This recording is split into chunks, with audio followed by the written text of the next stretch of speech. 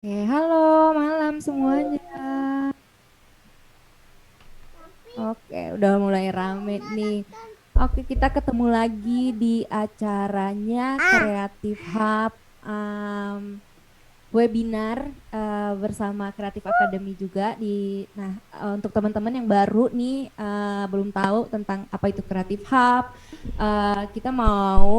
aku mungkin boleh jelasin dulu ya tentang Creative Hub. Jadi Creative Hub itu sebuah platform networking di mana kalian bisa saling berkoneksi di industri kreatif. Jadi misalnya nih kalian digital imaging artist bisa banget kolaborasi sama mungkin fotografer yang ada di Creative Hub kayak gitu. Jadi kalau misalnya kalian mau cari project bisa langsung ke websitenya Creative Hub ataupun juga ada em, selain platform networkingnya, Creative Hub juga mempunyai platform edukasinya yaitu Creative Academy di mana kita sering ngadain acara yang bersifat edukatif di industri kreatif seperti yang malam ini kita adakan yaitu webinar. Nah, malam ini kita kedatangan tamu dari Pastel Studio yaitu Kang Akbar Ibay. Halo, selamat malam Kang Akbar, Kang Ibay ya Selamat panggilannya. malam. Gimana Mbak? Sehat? Iya, nih jadi Kang Ibay ini dari Pastel Studio orang. Semoga Kang Ibaynya juga sehat ya. Amin, Nah, amin. mungkin Kang Ibay bisa kenalan dulu kali ya. Boleh. Oke, terima kasih Mbak. Halo teman-teman semua, terima kasih. Teman-teman Creative Hub juga makasih banyak udah ngundang saya. Terus teman-teman yang juga ikut di webinar juga terima kasih banyak. Kenalan dulu kali ya, kenalan saya tuh namanya Akbar Abdallah. Eh, saya orang Bandung sebenarnya. 32 tahun yang lalu lah, lahir di tahun 1989. Saya asli orang Sunda, tapi merantau di ibu kota, ya kurang lebih di industri iklan ini dari tahun 2012. Waktu itu baru baru lulus banget kuliah, langsung terjun ke industri iklan. Nah itu sama in-house-nya 2H fotografi. 2H tuh Heret dan Hengki lah gitu. Uh, Mereka tuh juga bergerak di bidang komersial juga fotografer komersial lah gitu. Kalau saya sebagai digital artist di sana gitu Mbak. Oke. Nah, ya jadi seperti yang kalian teman-teman juga tahu, malam ini kita itu bakal ngebahas tentang digital imaging, lebih tepatnya digital imaging di dalam dunia komersial advertising karena kita udah mendatengin Kang Ibay nih yang udah lama banget itu di bidang itu. Nah, mungkin sebelum kita ngobrol-ngobrol lebih lanjut, aku mau tanya dulu nih Kang, sebenarnya digital imaging itu apa sih? Ya kurang lebih digital imaging itu ngedit gambar lewat digital ya. Metode sih lebih ke metode ngedit gambar gitu, tapi dalam bentuk digital imaging gitu. Biasanya yang di edit itu dalam bentuk foto gitu. Kurang lebih Oh, itu sih ya. Apalagi mm, ya, kalau saya search di Google nih, ya sama kurang lebih lah metode untuk mengedit gambar oke. gitu. Dalam bentuk digital ya. Kalau dalam bentuk kertas kan kayak lukisan gitu sih, lebih ke situ. Kalau untuk jadi digital imaging artist sendiri, kayak apa sih skill yang dibutuhkan kayak gitu, Mas? Skill, uh, skill ya kurang lebih palingan juga kalau saya ya pertama memang kita harus menguasai software pertama itu dulu lah gitu. Terus kedua memang harus suka, harus passion. Terlebih lagi kalau memang teman-teman di sini juga sangat minat yang suka ngedit-ngedit tuh biasanya yang nggak tahu ngedit foto tuh biasanya bisa jadi digital artist tuh. Bahkan ngetik aja di Photoshop bisa jadi beneran ngetik di Photoshop. Nah itu tuh ciri-ciri teman-teman yang jadi digital artist. Mau serba Photoshop dah pokoknya. Berarti kalau untuk backgroundnya sendiri kayak untuk jadi digital artis itu harus ada kayak background desain atau bahkan fotografi nggak? Nah, kalau background kurang lebih ya, kalau saya backgroundnya sebenarnya foto. Saya kuliah Mm-mm. di salah satu universitas swasta di Bandung, memang jurusan fotografi dan film dulu. Sebenarnya DKV bisa, desain komunikasi visual tuh bisa, bisa banget justru. Karena di sana kita belajar juga Photoshop gitu. Belajar Photoshop, belajar desain, pasti kurang lebih ngerti lah. Nah, cuman kalau di AI-nya komersil kan lebih banyak foto ya. Mm-mm. Kebanyakan memang harus ngerti lighting sih. Harus ngerti lighting, harus ngerti juga kalau beauty itu anatomi Hmm. gitu sih. Oke. Terus kayak dia punya apa ya? Lebih ke punya taste-nya sih sendiri sih kayaknya gitu sih. Iya gitu sih. Berarti tapi kalau untuk background pendidikannya emang tidak. Otodidak banyak banget, otodidak sebenarnya.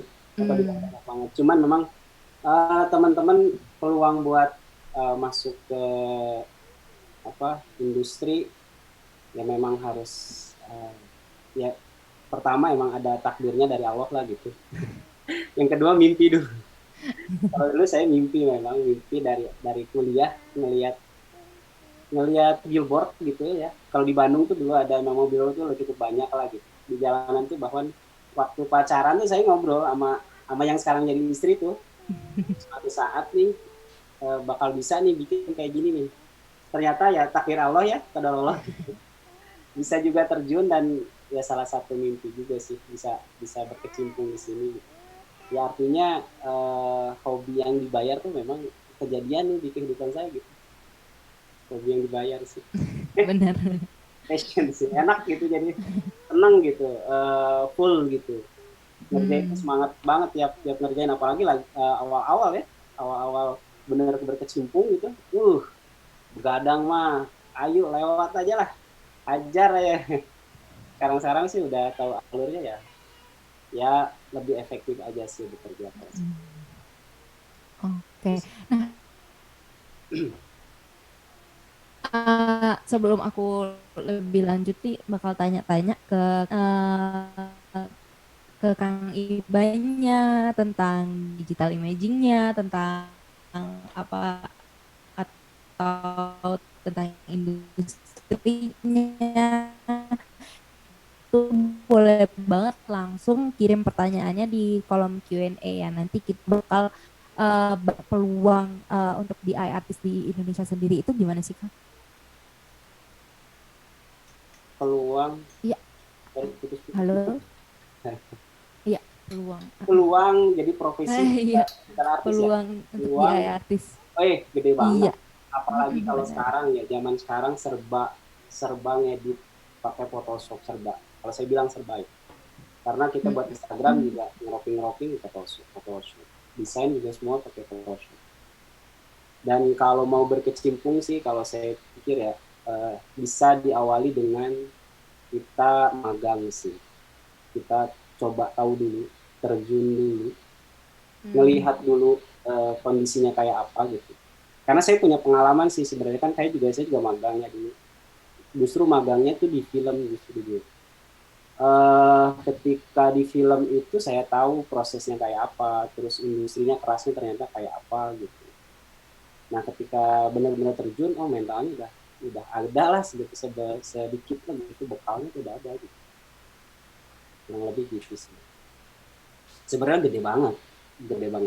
Apalagi banyak. Ya, emang semuanya juga udah sikat aja dah bisa kok bisa yang penting mah punya keinginan punya apalagi punya passion ya punya uh, dan taste yang bagus lah intinya mah Hmm. yang selebihnya kayak nanti kayak manajemen waktunya tuh harus belajar tuh manajemen waktu terus cara komunikasinya teamwork jelas gitu nah itu nanti seiring berjalan lah gitu, sesuai pengalaman gitu kebangun kok gitu. Oh. Berarti gitu. Nah, Kalau misalnya nih, tadi kan banyak sih DI artis di Indonesia kayak gitu kan. Salah satunya yang Kang Ibai kuasain itu kan dalam komersial advertising. Nah, kalau peranan DI sendiri dalam komersial advertising itu gimana? Um, Peranan DI. Nah, si peranan DI ini jadi sebenarnya ada tiga ya. Pertama, nanti mungkin saya boleh share ya Mbak, share boleh, apa? Ada uh, decknya, ada deck nanti. boleh. Saya pengen ngeliatin proses apa itu iklan, gitu, terus proses produksinya seperti apa gitu. Maksudnya tuh biar teman-teman juga kebayang pekerjaan tuh saya seperti apa gitu. Jadinya Mm-mm. tuh nggak jadi general gitu kemana-mana, ngawang-ngawang aja gitu. Nah nanti kita kita fokuskan, coba kita fokuskan di apa di proses sebenarnya itu posisi digital artist tuh ada di mana gitu. Kan Boleh, kebanyakan gitu. kalau Kalau misalnya kalau kalau misalnya Kang Iba mau share screen sekarang juga boleh kok, udah bisa. oh boleh. Oke Iya, oke. iya. Siap siap siap. Ya, ntar ya. Maaf ya.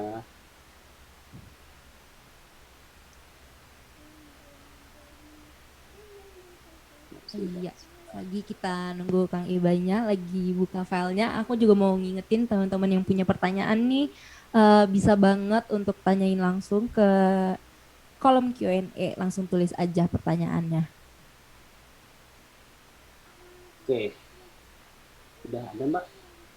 Udah aman. Oke, ya kurang lebih ya kenalan dulu kenalan lagi karena kita presentasi ya. Siap. Oke, terima kasih teman-teman. Kenalan lagi ya. Kenapa saya ada di Pastel Studio? Sebenarnya tuh Pastel Studio itu adalah sister company-nya dari Dua Hub Production. Si Dua Hub Production itu dulu tuh namanya Dua Hub Fotografi. Dua Fotografi itu bergerak di bidang komersial advertising, fotografer, Karet dan Hengki. Pada tahun 2018 berubah jadi Dua Hub Production. Dan banyak divisi di sana yang dipecah. Akhirnya salah satu divisi yang dipecah adalah divisi kita, divisi digital imaging, yang kita beri nama Pastel Studio, yang sekarang bergerak di bidang jasa DI, 3D, dan Recording in progress. Oke. Klien yang udah pernah saya kerjakan, sudah kerjasama ya kurang lebih ini, dan ini apa aja yang Recording stopped. oke, ini yang saya kerjakan.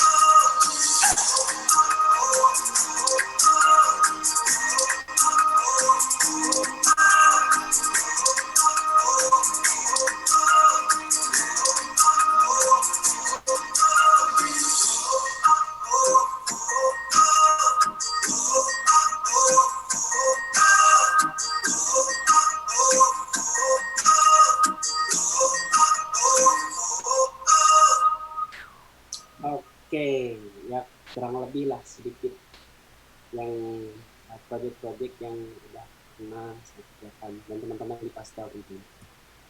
Oke, ini seperti yang tadi ditanyain apa DI, kita udah nggak bahas lagi ya. DI, terus sebenarnya apa aja sih yang dikategorikan sebagai DI? Pertama, memang ada memperbaiki foto lama atau rusak, restorasi lah.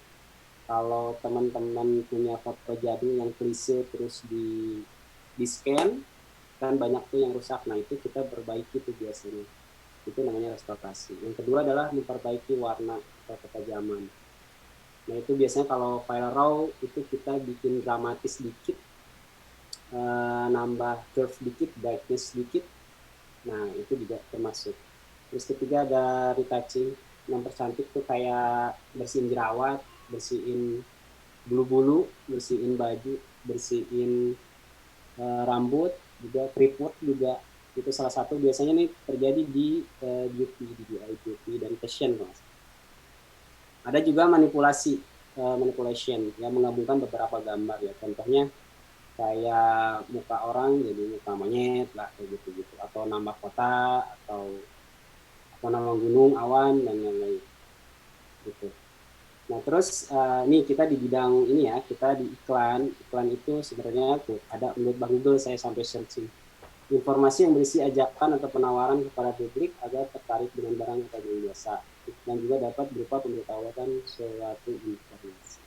Sebenarnya si iklan ini ada dua sih, non komersial dan non komersial. Yang komersial itu memang yang menawarkan barang, yang saya kerjakan yang komersial. Ada juga yang non komersial. Biasanya tuh yang pelayanan masyarakat tuh. Nah, iklan tuh sebenarnya ada dua, ada di media elektronik, itu di radio atau TV. Nah, yang kalau di TV itu biasanya kita sebut TVC atau TV komersial atau iklan televisi. Dan kedua ada di media cetak. Nah, khusus di DI memang kita ada di sini nih, ada di media cetak. Nah, media cetak itu biasa kita sebut juga print ad atau iklan cetak. Oke, kita fokus di media cetak ya. Oke, beberapa contoh media cetak adalah kayak billboard, baliho, spanduk, koran, poster, brosur, leaflet, bahkan kalau sekarang di digital tuh kayak ads digital tuh ada yang kecil-kecil kalau kalian lihat di misalkan di Deticom atau apa gitu ada di atasnya tuh, itu termasuk juga. Dan itu di DI juga. Oke, nah ini yang ditanya ini tadi sama Mbak Tami, peranan digital imaging di industri iklan. Nah, sebelum jauh ke sana, saya pengen jelasin dulu karena memang tahapannya itu nggak sekedar langsung peranan gitu. Ada beberapa teman-teman di sana di tim produksi yang memang sangat juga berperan gitu, sehingga jadi sebuah image yang sesuai dengan ekspektasi klien. Oke, kita lihat dulu alur kerja pembuatan sebuah iklan. Pertama adalah ada klien jelas. Klien siapa sih? Klien itu yang punya duitnya, yang punya barangnya, yang produknya lah. Yang kedua adalah agensi. Nah, agensi juga punya peranan juga yang besar juga karena dia tuh yang mengolah maunya klien, ide-idenya yang memang dikasih sama klien nih, misalkan gitu. Gue pengen ini nih, agensi lah yang berperan di situ. Bakal mengolah seberapa besar, seberapa bagus, seberapa cantiknya sebuah iklan ada di idenya si agensi. Teman-teman agensi mungkin kalau ada yang ikut webinar di sini, teman-teman agensi, terima kasih. Ada kreatifnya, ada kreatif directornya, ada art directornya, ada copywriternya, sehingga menjadi satu kesatuan yang bisa dijual di pasaran gitu.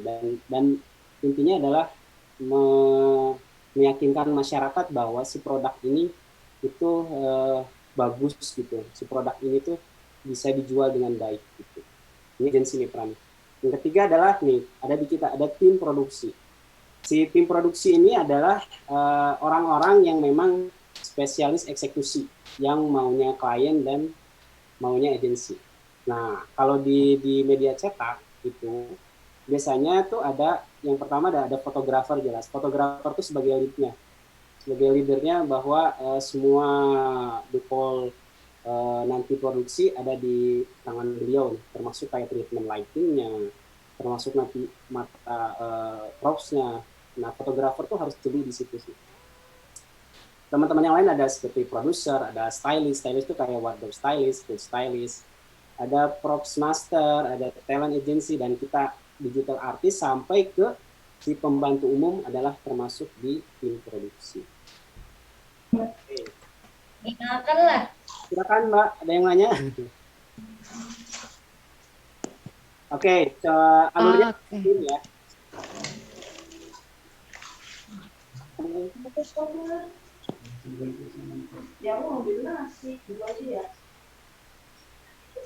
Oke, kurang lebih kayak gini. Jadi kita tuh ada klien tuh alurnya seperti ini ya. Klien tuh punya produk yang pengen dijual. Nah, biasanya tuh setelah ada produknya minta tolong ke agensi. Hey, para yang pintar di agensi, tolongin dong. Gue punya produk nih, pengen dijualin. Lu pikirin deh gimana tuh cara ngejualnya. Nah, ini agensi iklan. Ide-idenya kayak apa? Nih, mereka tuh biasanya ngebuat ide sampai jadi visual kasar. Kita sebut kayak visual. Biasanya kita sebut visual. Nah, nih klien sama agensi itu biasanya tektokan banget, lama banget. Nggak tahu, kadang sampai berbulan-bulan tuh ya, sampai beresin satu yang bisa disebut dengan KPI. Mereka tektokan terus, revisi. Saya yakin teman-teman saya juga di kreatif agensi juga sering cerita sampai revisi 20 sampai sekian, itu sampai nggak beres-beres buat dapetin salah satu KPI. Nah, setelah mereka oke nih berdua, klien dan sama agensi, jadilah satu KPI. Akhirnya biasanya kita langsung ke produksi. Nah, si produksi ini tuh nggak serta-merta, kita biasanya juga ada tender, ada pitchingan lah gitu. Nah, si fotografer ini terpilihlah buat mengeksekusi KV yang udah dibuat sama agensi. Nah, si fotografer ini nanti bakal ngebuat treatment, membuat si image itu di mata foto itu seperti apa gitu.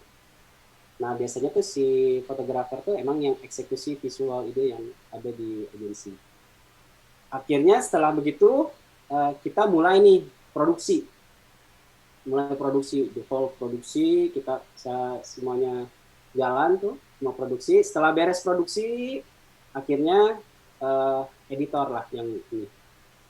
Editor ya, bagian editor nih, bagian kita, digital imaging artist yang nge-handle buat mempercantik, buat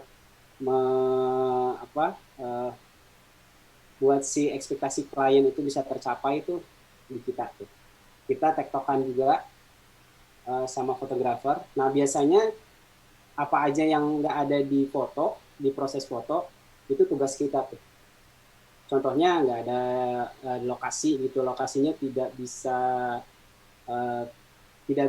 tercapai di foto gitu. Misalkan anggaplah kota yang indah seperti di Shanghai, kita nggak bisa tuh. Misalkan foto nggak bisa, akhirnya dibuat DDI. Terus kayak anggaplah misalkan seperti kita kalau di beauty itu biasanya kayak mancungin hidung atau alis dibenerin, nah itu nggak bisa. Nah itu biasanya di DI gitu. Ini tektokan nih kita fotografer dan DI. Tentunya juga ada brief dari agensi buat menyelesaikan apa yang sudah difoto nanti di brief nih bikin kayak gini ya. Tuh di digital artist tuh dikasih brief gitu. Ini tektokan akhirnya beberapa kali biasanya tuh kita ada review 1, review 2, 3.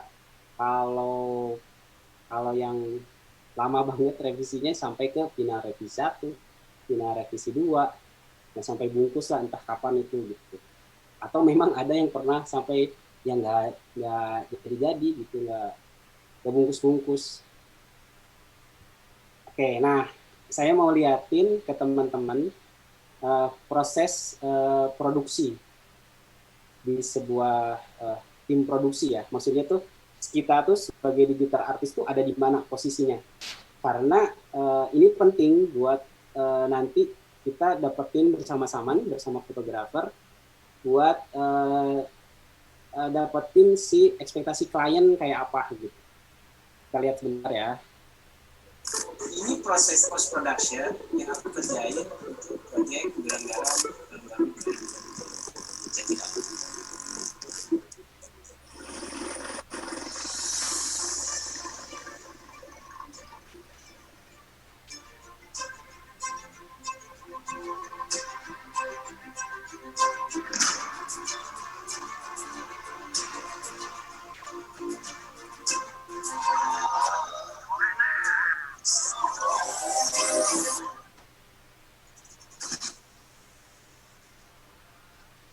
Kalian semua kerjasama karena aku juga kuat ya kan.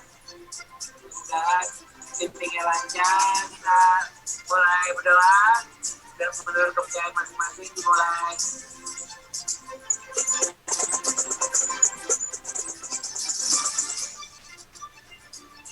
Kata-kata buat syuting hari ini mana? Awesome.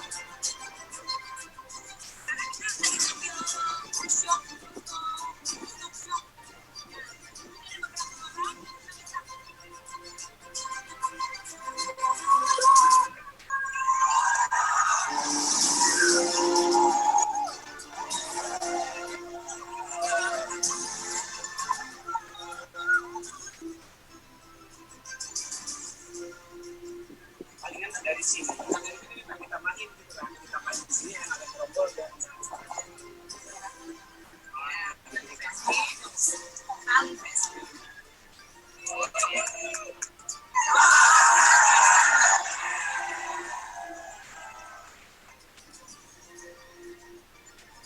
ini beres juga.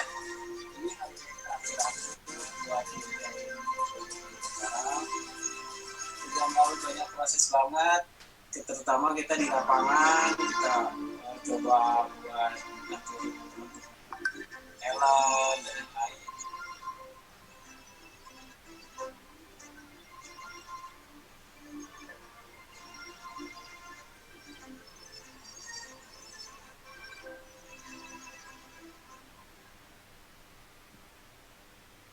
Nah, ini salah satu project yang kalau di pandemi udah nggak akan ada lagi nih project kayak gini-gini.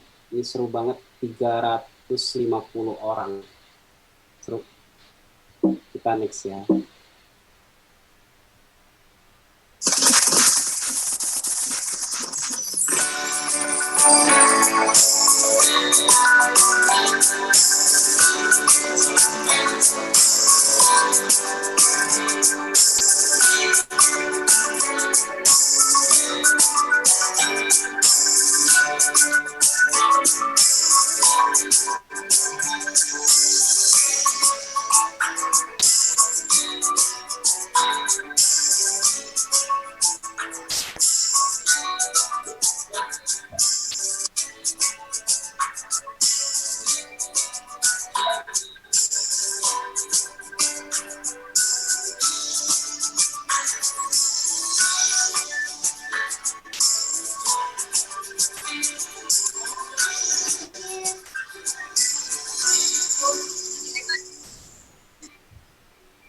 Lucis lagi. Lucis. Keju biru. Anak kelas apa? Ini selama 2 hari kita bikin Lucis. Lucis. Diam sana. gebrakan karena kita sebut dengan remote shoot. Ini tuh fotografer itu nggak ada di tempat. Ini fotografernya ada di Bali. Dan photoshootnya tuh juga kata di studio 3 hari. Cuman ada beberapa tim doang yang standby. Pada saat Ini seru banget. sama 2H soal remote shooting ini, aku coba challenge dan coba bikin sesuatu yang sudah biasa aku kerjain pada saat di Jakarta. Hanya bedanya semua produksi ini semua kita remote di Bali. Oke, ready ya.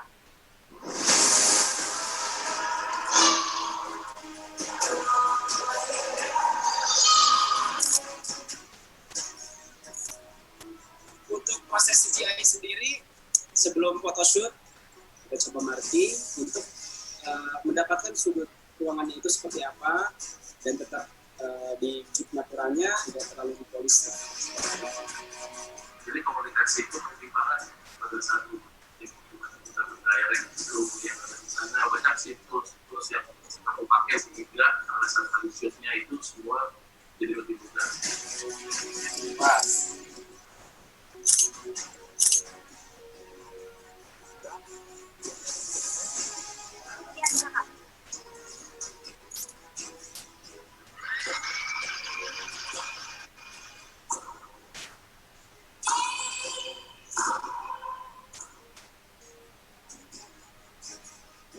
Recording in progress. Recording stopped. Walaupun kita nggak bertatapan, tapi karena adanya virtual, jadi kayak kita tuh dekat banget. Dan ini pengalaman ini buat aku ngerasain sesuatu hal yang baru.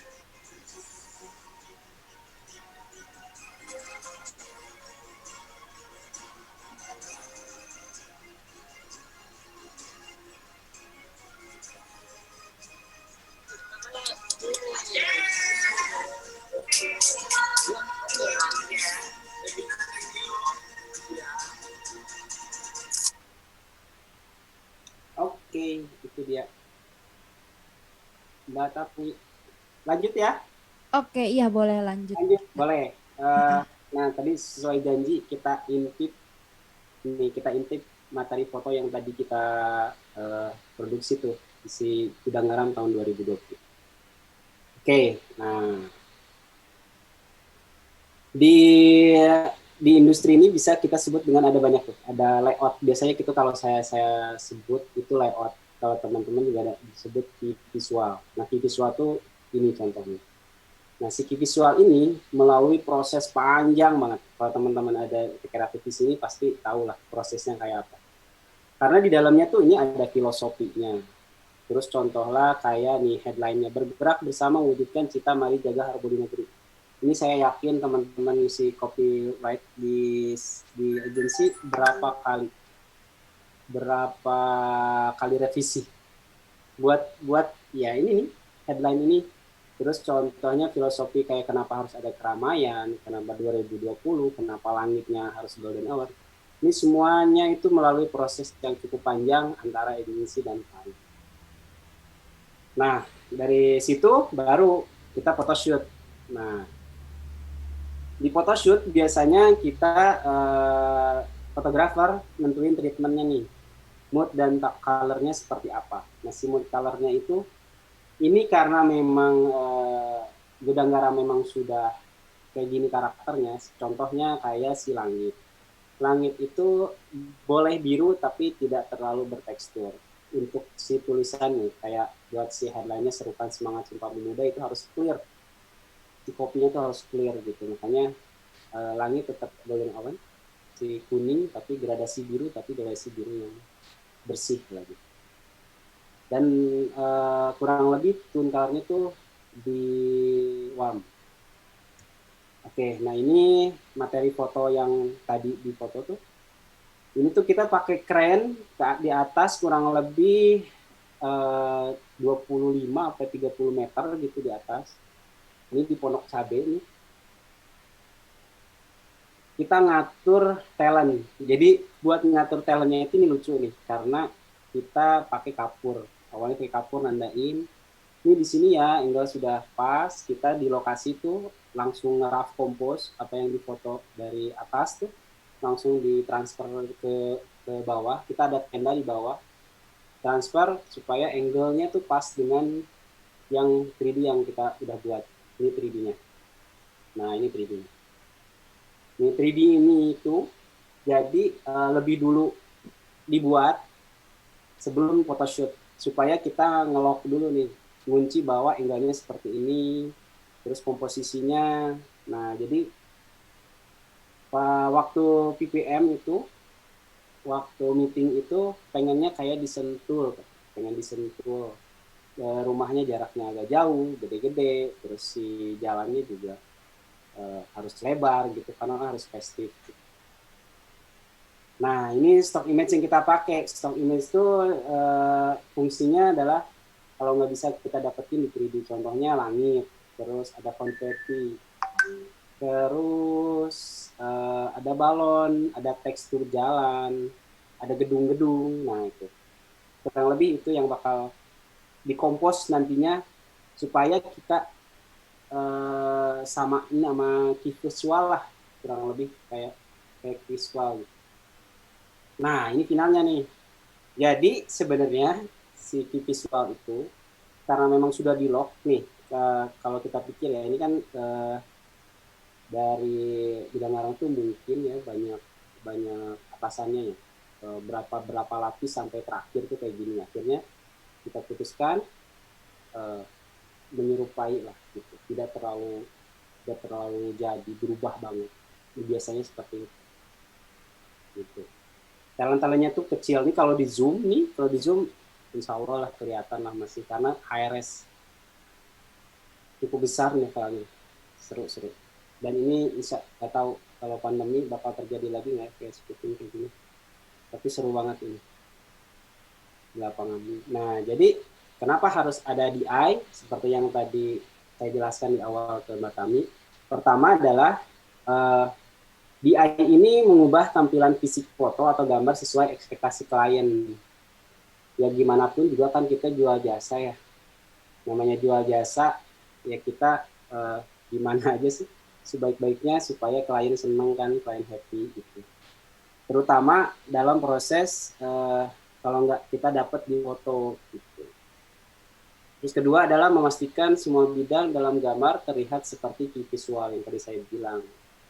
Contohlah lebar langit gitu, segitu sepertiga, terus misalkan tadi horizonnya kayak apa, kurang lebih kalau bisa deket-deket visual, karena ya saya bukan bohong ya, teman-teman dari agensi juga udah kerja keras banget buat bikin kayak gitu.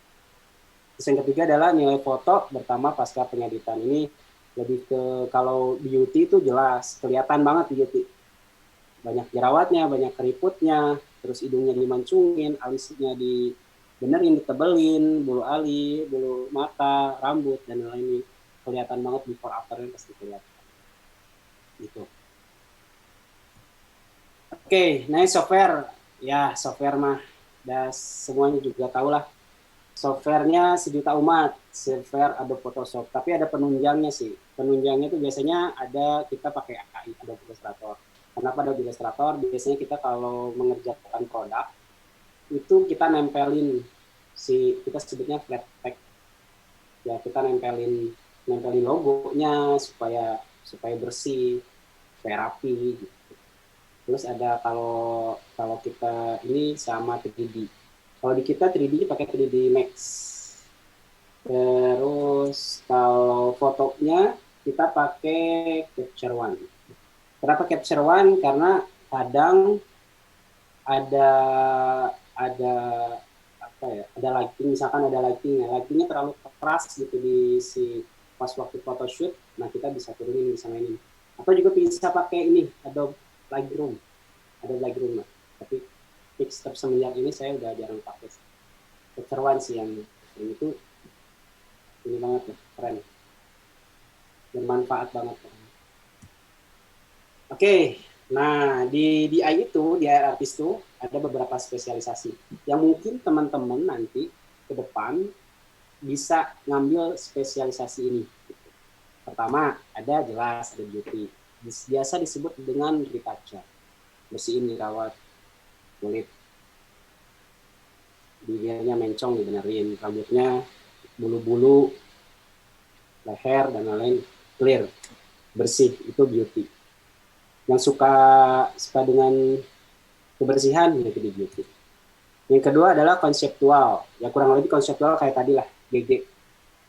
Kayak tadi ada jarum bold, jarum black, itu konseptual. Itu composite. Yang ketiga adalah baby and kids. Sorry. Yang keempat itu ada otomotif, ada food, ada interior, ada fashion, ada produk, ada corporate. Nah, ada yang terakhir yang memang nyari award. nyari penghargaan. Ada banget teman-teman yang sejawat di sini mungkin lihat ada teman-teman yang memang khusus ke award gitu.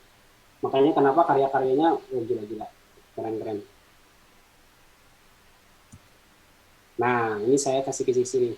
Teman-teman mau terjun jadi profesional DIY artis, pertama yang harus teman-teman punya bekalnya adalah, yang harus teman-teman persiapkan adalah pertama skill.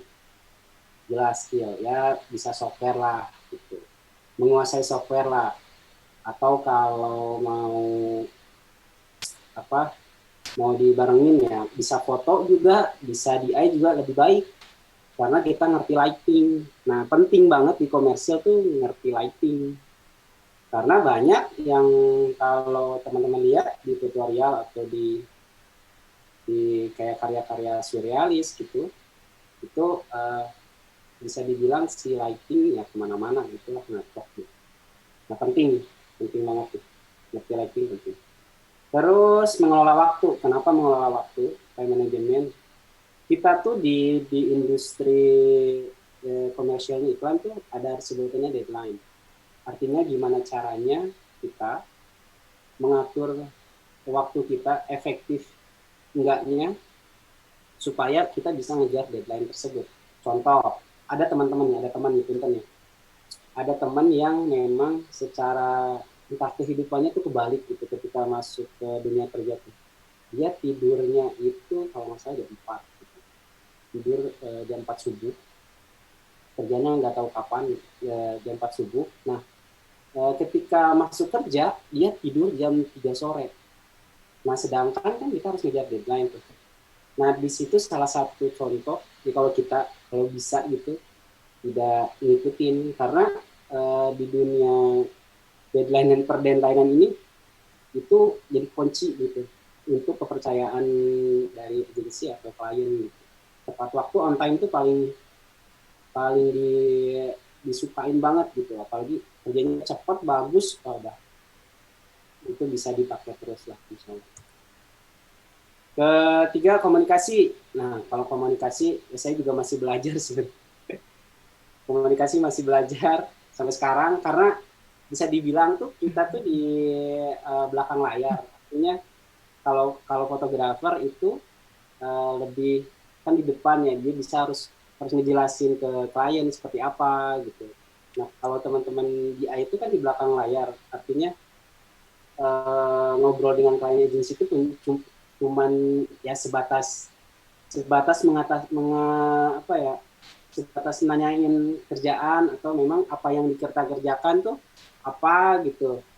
Contohnya, Mas, ini saya revisi ini alasannya kayak gini gitu. Nah, itu harus kita punya gitu. Contohnya segitu aja lah cukup gitu. Nah, ini komunikasi saya juga masih belajar nih sampai sekarang. Yang keempat ada teamwork, jelas itu kerja tim karena kita nggak sendiri. Kalau teman-teman tadi lihat di sebelum ini, kita tuh banyak orang banget, bukan kita doang gitu. Bukan kita doang yang berperan di dalam satu iklan jadi bagus tuh, bukan kita doang. Teman-teman yang lainnya juga sangat berperan. Yang kelima, kepemimpinan. Setelah punya semua nih, skill punya, mengelola waktu, komunikasi, kerja tim, dengan sendirinya pengalaman itu ada, kepemimpinan itu bakal bisa kita dapetin sih. Kita feel-nya tuh bahwa kita bisa memanage diri kita sendiri, dan paling penting adalah memanage tim gitu. Ngatur tim supaya kerjanya efektif, efisien, disukai klien, disukai agensi, dan kita lagi gitu kerjaannya. Oke, begitu kurang lebih. Terima kasih banyak. Oke.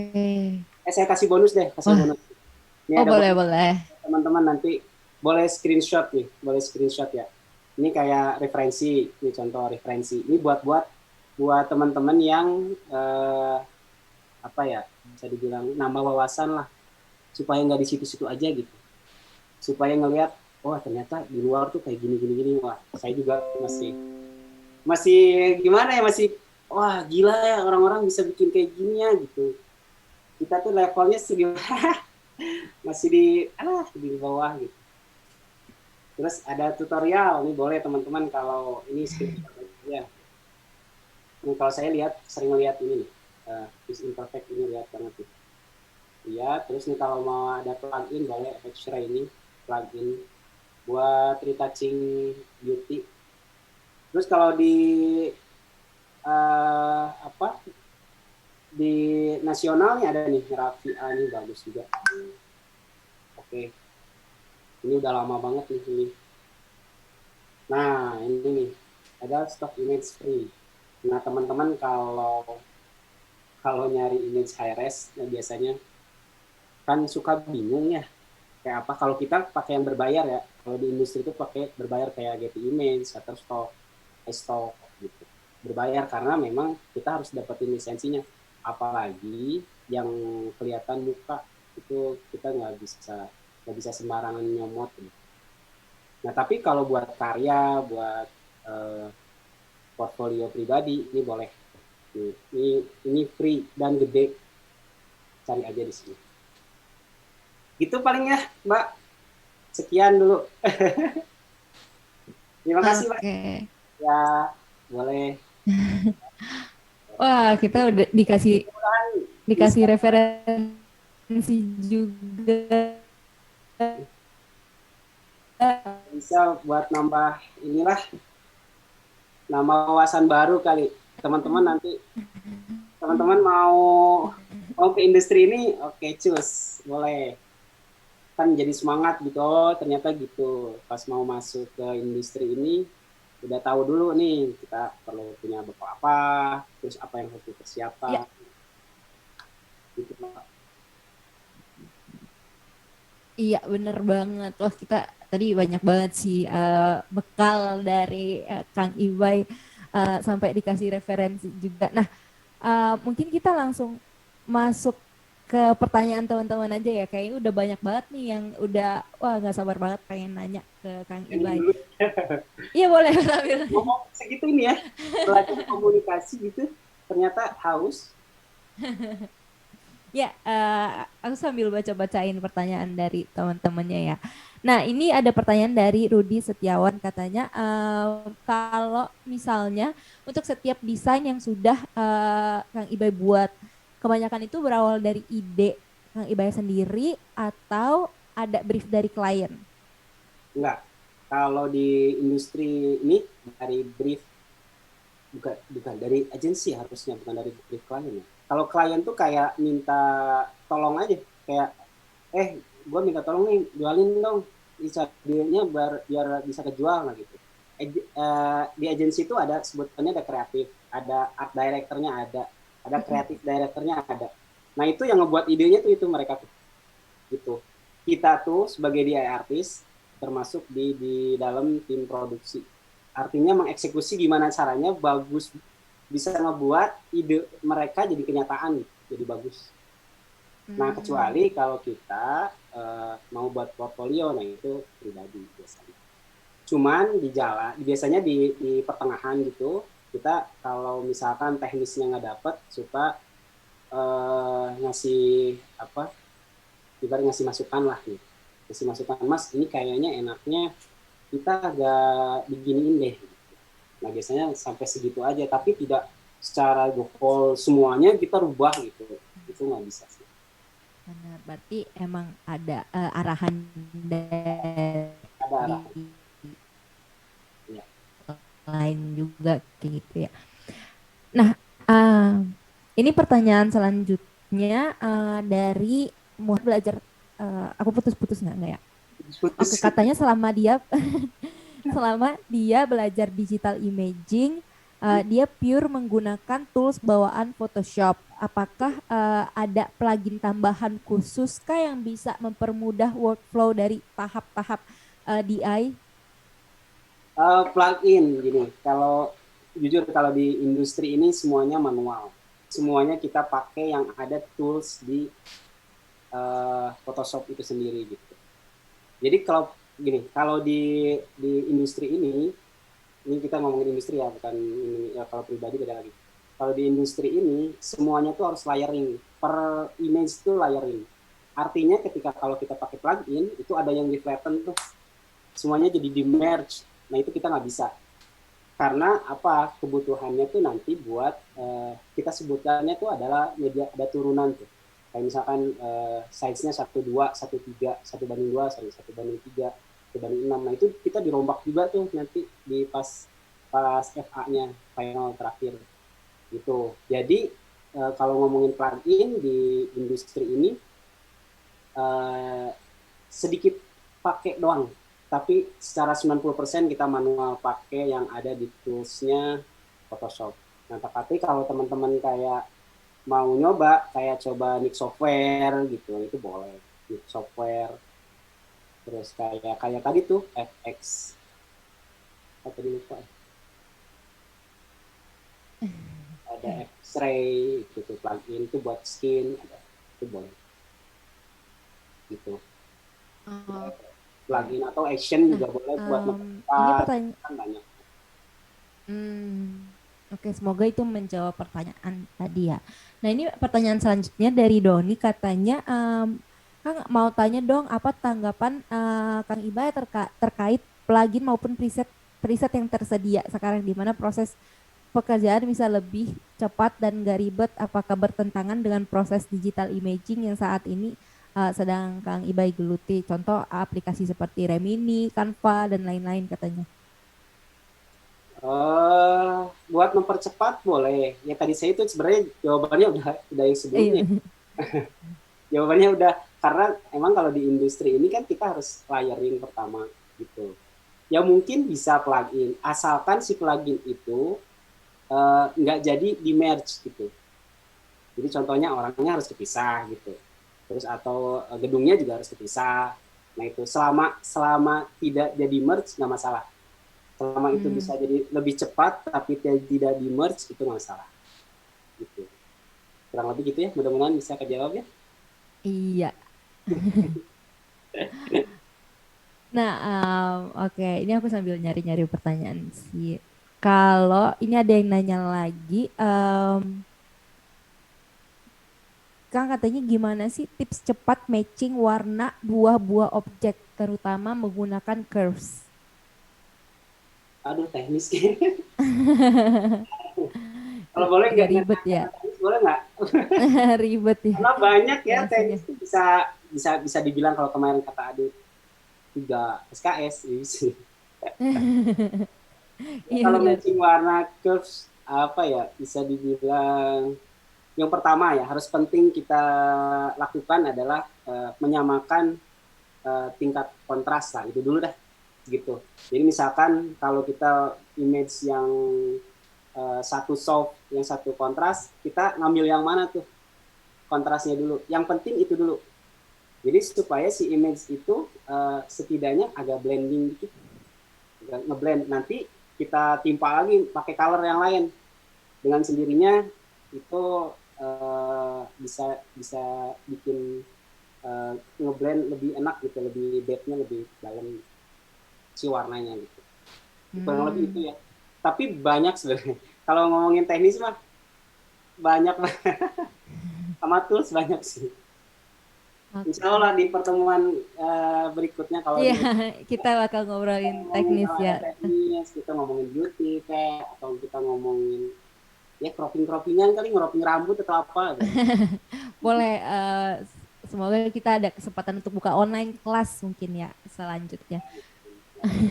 Nah, ini ada pertanyaan lagi nih, nyambung katanya dari jawaban yang awal tadi. Kayak kan gimana berhubungan dengan yang layering tadi katanya. Apakah manage layer tadi juga berhubungan dengan kemudahan klien dalam mengakses file mentahnya? File raw hasil di terakhir ya, jelas. Itu jelas sangat mempermudah sih. Artinya sebenarnya gini, bukan di kliennya sih, karena klien tuh biasanya meskipun kita kasih misalkan raw PSD-nya gitu ya, yang layering, mereka jarang buka. Nah, lebih ke teman-teman di FA artis, di kreatif, yang bakal nurunin medianya seperti apa gitu. Itu penting. Jadi bukan di klien sih, lebih ke si agensinya sih. Hmm, Penting banget, penting. benar-benar. Nah, ini pertanyaan selanjutnya dari Arya Tori, katanya Kak, apakah Wacom dapat mempersingkat waktu pengerjaan DI? Wacom wajib. Nih, tuh, Wacom ya. Iya. Ini Wacom dari tahun 2000 berapa ya? Di 2013, 2012 ya. Masih Wah, dipakai. udah hampir 10 tahun. Saking nyamannya ya. Saking nyamannya pakai itu Windows. Itu penting karena apa? Perbedaan mouse sama Wacom tuh kalau teman-teman beli Wacom itu kayak di pressure-nya tuh beda. Kalau mouse tuh lebih lebih lebih lebar gitu. Kalau kalau mau ya belilah, beli Wacom yang murah-murah aja nggak apa-apa, ada yang bekas-bekas juta gitu. Tapi buat jadi teman-teman terbiasa nanti kayak ngeroping, kayak ngasih warna, ngasih apa adjustment yang lainnya itu lebih enak gitu. Ngebras apalagi kita nyoret masking ya, itu enak. Jadi kalau kalau dianjurkan pakai Wacom. Dan itu juga investasi karena kayak punya Kang Ibay aja udah hampir 10 tahun Kang Ibay punya ya. Dan itu nyaman. Kalau saya sih suka ini, suka pennya. Gitu. Makanya, Kalau yang sekarang kan agak kecil-kecil. Teman-teman tuh pakai yang kecil-kecil tapi saya nggak suka. Ya udah ini aja enak. Ya berarti beli sekarang bisa digunakan sampai bertahun-tahun kemudian kayak gitu ya. Nah, oke, kita cari pertanyaan selanjutnya. Sebentar, hilang pertanyaannya. Em,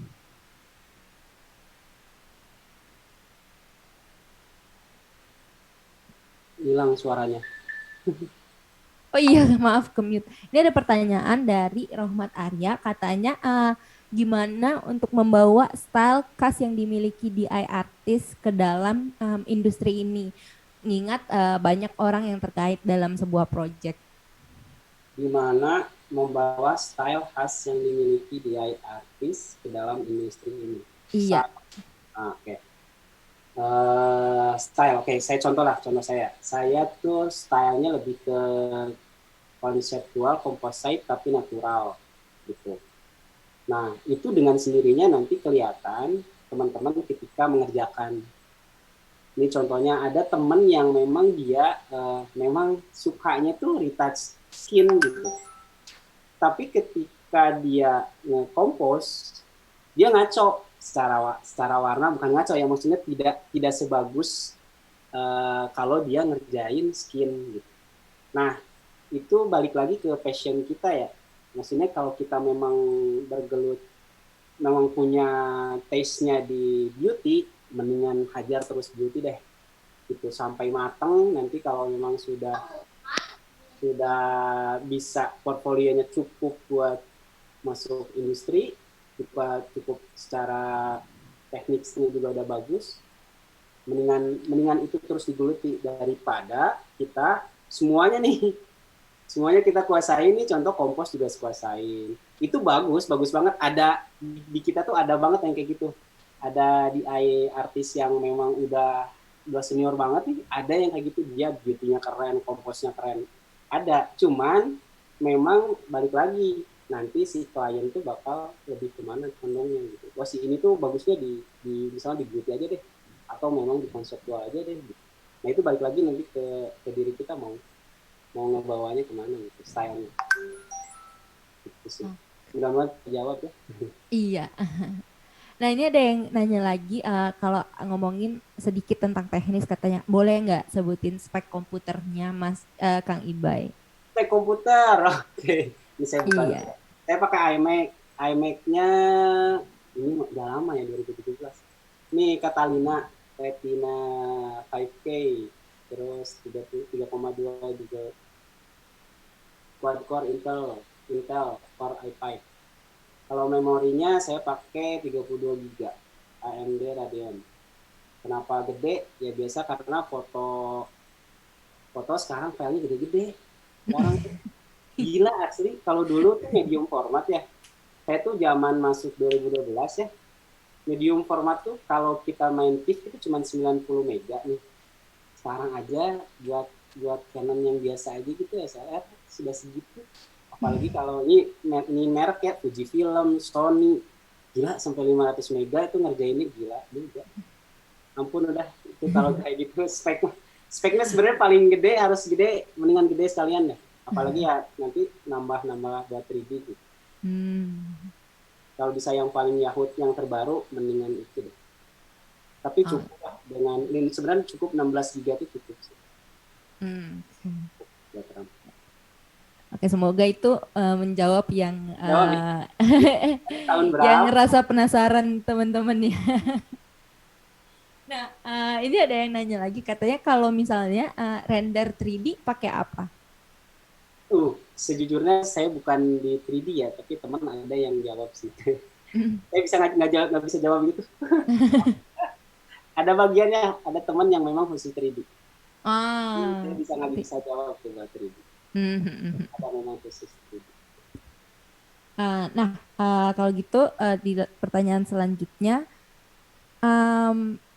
katanya dari Sakani, Kang Ibai berapa lama sih proses belajar ke Kang Ibai belajar DI sampai terjun ke dunia komersial untuk menjadi DI artis?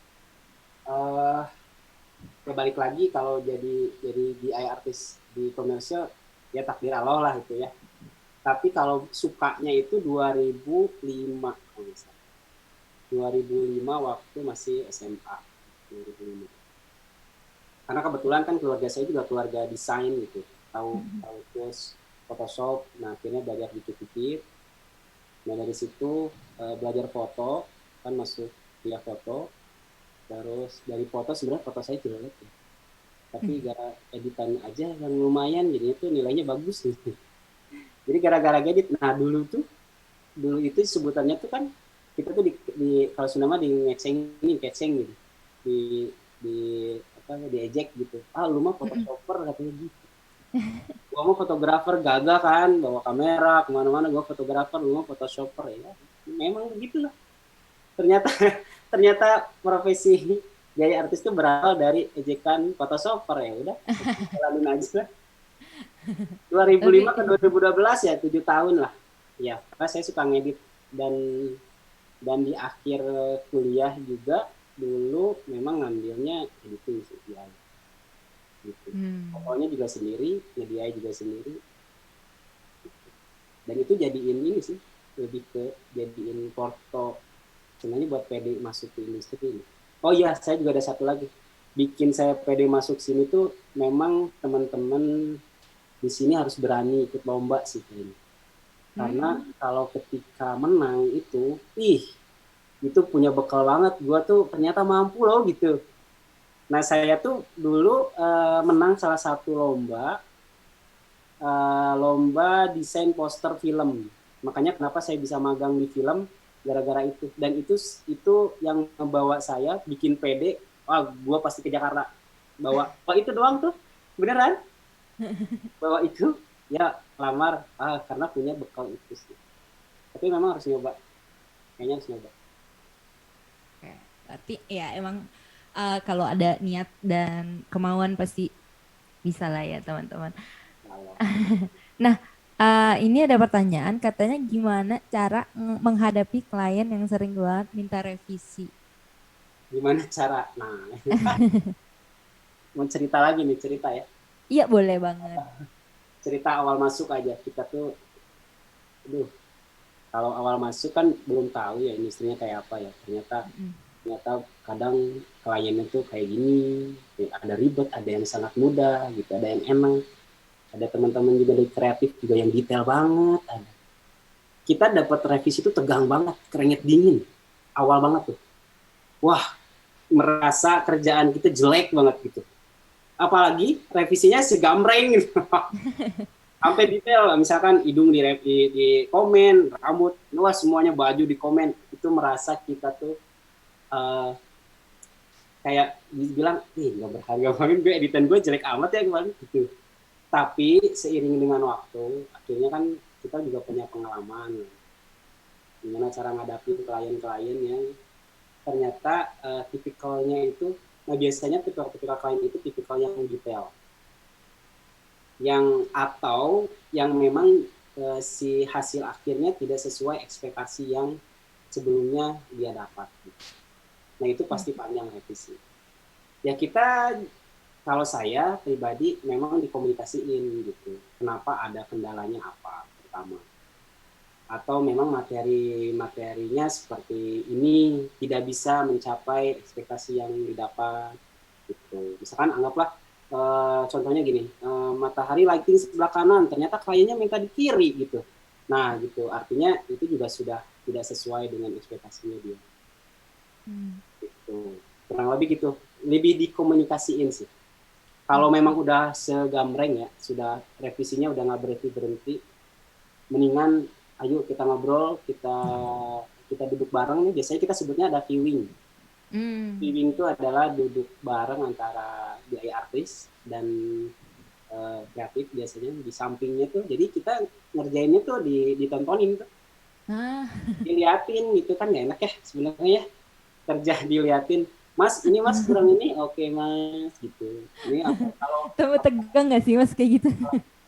awal-awal apalagi ya yang belum pengalaman gitu. Tapi jam 2 subuh masih, ayo mas, ya udah mata udah beler juga, ayo mas ya bungkus ya.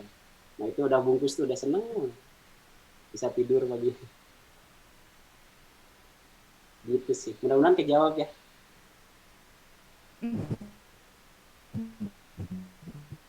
Mati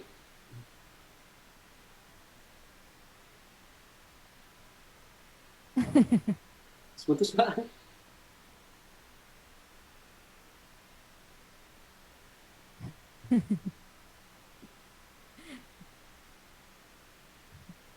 Putus.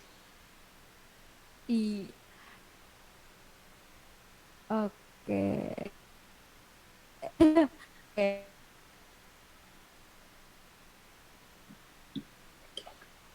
Recording in progress. Oke. Recording stopped. Semoga udah benar sih sekarang. Oke. Maaf tadi keputus teman-teman. Nah, lanjut pertanyaan lagi kali ya. Tadi Kang Iwai kan nyebut tentang kayak ikut lomba kayak gitu. Nah, ini ada yang nanya katanya kalau untuk cari lomba editing kayak gini, memang biasanya di mana? Ya, Kang. Gua ya sebenarnya kalau di AI itu jarang sih lomba. Kalau foto banyak banget lomba di AI. Kalau saya nyari itu di kayak di 99 Design itu ada, terus kayak tapi lebih ke bikin poster gitu. Itu kan kompetisi tuh gitu. Atau enggak biasanya kan kalau kalau mahasiswa tuh nyari lewat Facebook atau Instagram sih. Ada kalau cari ya. Saya tuh pernah ini ya search itu lomba lomba desain gitu. Nah nanti tuh dikasih tahu gitu di Instagram tuh, ini mas ada lomba desain di kampus Anu, lomba ini lomba foto di kampus Anu. Lebih ke situ sih kalau saya. Kalau 99 desain tuh lebih ke bikin poster. Poster. Tapi lumayan lah buat ngasah mas sebenarnya. Ngasah. Oke, nah ini ada pertanyaan menarik.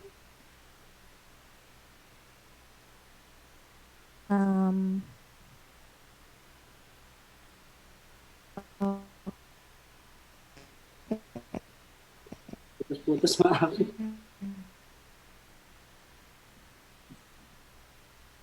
Iya. Maaf. Oke, sebentar ya.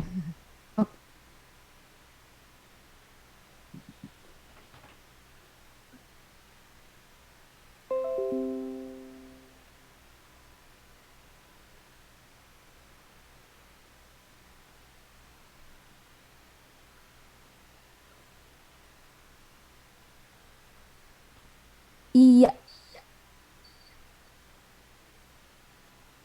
Oke, udah. Ini belum ya?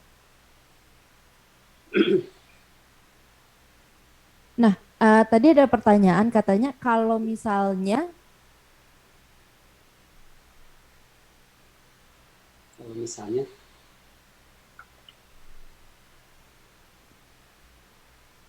putus ya.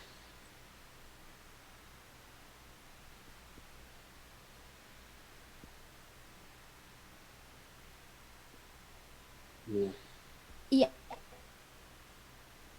Putus-putus Mbak. oke. Saya bacain aja kali ya. Yang mana nih? Nah, ini kayaknya pertanyaan dua terakhir aja ya kan. Q&A. Iya, Yang Levin ini ya? dari Oke, halo Mas Levin. Maaf baru join. Oh, oke. Kalau menyatukan ide dengan fotografer bagaimana ya? Dan apakah selalu hadir ketika photoshoot? Dan bagaimana pembagian porsi kerjanya? Apakah pernah ketemu hasil foto yang kurang dari fotografer? Karena zaman sekarang kan orang menggampangkan dengan adanya itu. Betul sekali. Hi everyone, Jadi gini, welcome back to my kalau channel. I proses hope you're all doing well. industri Thank ini you kita very tuh much memang for harus all your berkolaborasi. support. Some of you might Di know artis that I dan am fotografer tuh penting banget. Karena apa? Si treatment lighting fotografer atau treatment lainnya seperti tone color tadi, moodnya seperti apa, itu akan dibawa fotografer ke klien. Jadi mereka tuh biasanya mempresentasikan bahwa nanti hasil akhirnya kayak gini ya, hasilnya kayak gini ya. Nah gitu. Nah kasusnya kita balik ke yang si gudang garam tadi ya. Nah kasusnya adalah gimana caranya si ekspektasi klien tuh bisa sama dengan apa yang Kevi dibuat sama agensi. Nah contohnya yang tadi gudang garam, si fotografer kan minta gua cuman bisa dapetin motret si talentnya aja nih. Nah oke. Ngobrol tuh fotografer dan digital artist dan film dan 3D. Ini gimana caranya nih buat dapetin ekspektasinya klien kayak gitu. Nah akhirnya kan kayak saya, oke, misalnya saya ke Mas Seret ya. Mas Seret, kayaknya ini kayak kita buat 3D ya, 3D-nya seperti ini. Nah itu didirect oleh biaya artis tuh. Dan teman biaya artis dan 3D tuh ngobrol, oke, maunya si fotografer tuh kayak gini nih ya, oke siap. Contohnya kayak rumahnya kayak gini, sip, dibikin sama si 3D, dibantu sama si DI. Terus aset dan lain-lainnya itu disiapin oleh DI. Di pas photoshoot itu sudah ada semua. Jadi kita kayak sketch, ada sebutannya kita rough compose. Ketika rough compose kita udah punya siap materi background-nya. Gitu. Ketika photoshoot si fotografer lebih ke nyamain angle apa yang udah dibuat sama kita. Nah, buat nyamain persepsinya seperti apa? Ya, tadi itu kita ada meeting yang memang nanti bakal ketika produksi tuh lebih mudah gitu, lebih prosesnya tuh lebih smooth. Gitu. Nah itu lebih nanti ke kliennya tuh komunikasinya lebih gampang gitu, karena sebelumnya kita udah berpanjang-panjang berpahit dulu, tapi setelahnya kita lebih enak lagi, lebih gitu. Mas Levin mudah-mudahan kejawab deh. iya, semoga itu kejawab ya untuk Mas Levin. Kalau dari Kang Ibai ada ngelihat mungkin pertanyaan yang mau bisa dijawab kayak gitu. Oh ini ada nih, Kang, tanda plus itu buat apa ya Kak yang di belakang pada saat foto? Halo Mas Nesa Kuryang. Nah si tanda plus itu buat marking. Jadi kalau di 3D itu kan ada perspektif yang harus kita capai. Nah itu pakai tanda plus tuh. Si 3D itu bakal si 3D artist tuh bakal pakai itu buat acuan dia dapetin sudut ruangan seperti apa, kurang lebih gitu sih penjelasannya. Oke. Kejawab ya. Semoga kejawab. Nah ini oke, ada dua pertanyaan lagi yang terakhir ya. Ini dari Naufal katanya Kang ada tips nggak untuk blending image?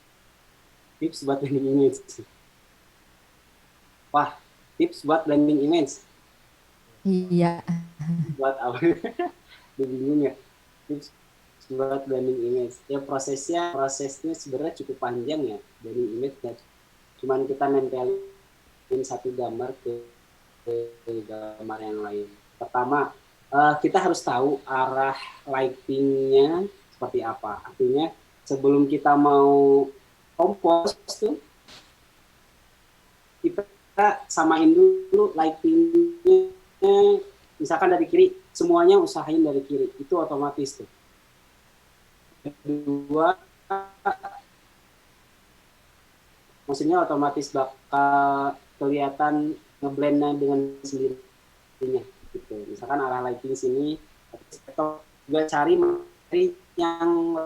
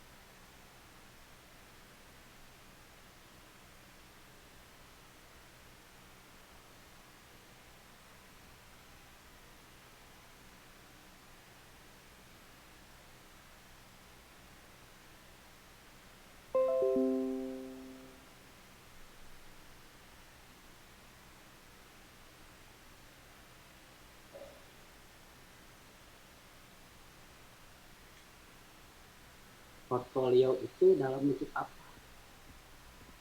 Mungkin gimana kayak gitu bagus portfolio, mungkin tips untuk bagusin portfolio kali ya lebih tepatnya.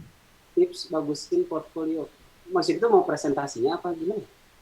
Kalau Ya kali adalah tuh pakai ya boleh pakai desain manis. Tapi memang kalau portfolio itu lebih yang menarik itu ya kurang lebih kalau dulu mah print niat ya, kalau saya sih niat dulu ya ngeprint sampai dibagus-bagusin gitu. Kalau sekarang mah email mah gitu-gitu aja nggak jadi gimana palingan ya showreel ya itu kayak slideshow gitu apa yang udah dikerjain lebih menarik kayaknya. Cuman ya kalau terkait presentasi si Porto ya sebisa mungkin sebenarnya tuh kalau foto tuh lebih simpel lebih bagus. Karena kita mau jualnya apa sih gitu. Bukan jualan template desainnya. Misalkan di dalam satu foto nih frame ternyata ada bunga di sini. Wah itu enggak. Mendingan udah plug itu foto atau DI kita gitu. Nah, karena yang itu yang kita jual gitu. Lebih simpel, lebih bagus gitu. Biasanya tuh gitu kalau fotografer atau DI liatinnya justru lebih ke karyanya beneran, bukan manik-maniknya. Gitu sih. Oke, itu semoga menjawab.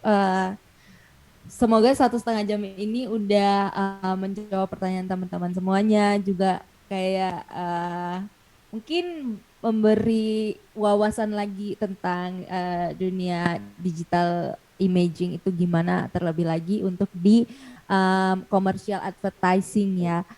Nah, aku mau ngucapin terima kasih banyak nih untuk teman-teman yang udah hadir malam ini, yang udah nyempetin waktunya untuk nonton webinar kita malam ini. Juga terima kasih banyak untuk Kang Iba yang udah ya udah meluangkan waktunya untuk berbagi ilmu sama kita, sama Creative Hub dan juga teman-teman komunitasnya Creative Hub. Semoga apa yang kita share malam ini bisa membuahkan sesuatu dari teman-teman ya. Oke. Kalau gitu aku mau ngingetin lagi, jangan lupa untuk follow Instagramnya Creative Hub dan Creative Academy untuk mengetahui acara-acara yang kayak gini lagi. Nah, untuk bulan depan kita itu bakal seru juga obrolannya.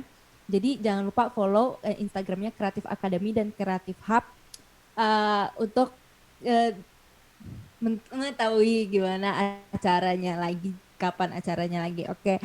Nah, kalau gitu aku mau pamit dulu. Semoga teman-teman stay safe terus ya di jalan sekarang ini. Gimana? Iya. Saya benar-benar. Udah 1 tahun lebih. Wah iya. Rumah udah di sini aja. Benar, stay at home aja. Kita produktifnya liatin webinar Creative Hub aja. Setiap bulannya kita bakal banyak webinar soalnya. Oke, kalau gitu aku pamit dulu, kita dari Creative Hub pamit dulu. Terima kasih lagi banyak-banyak untuk Mas Kang Ibay sama teman-teman yang udah hadir. Terima kasih. Assalamualaikum.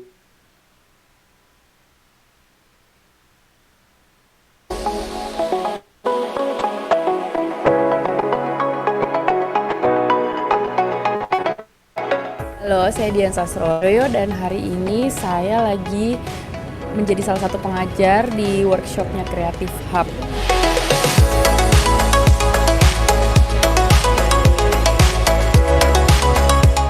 Komunikasi is very important karena kita sendiri yang direct, karena gak semua orang model dan gak semua orang bisa difoto. Catering ya, itu menguntungkan banget karena aku bisa ngejas. Jadi kliennya tuh udah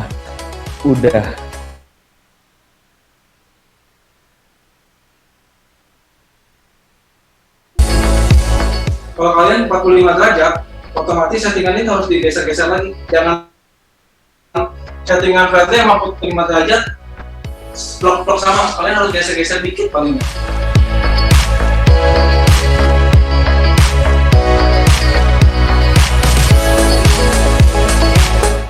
Selain kita melatih ketahanan mental kita harus punya spirit yang tinggi.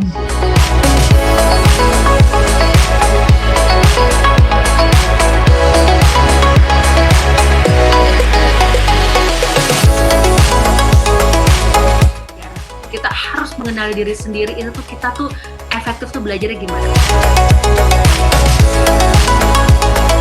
Pengennya berkembang, ya kita harus mengembangkan diri sampai di posisi aman dong, sampai kita udah punya citra yang baik, punya track record yang baik, punya portfolio, punya ciri khas yang kuat.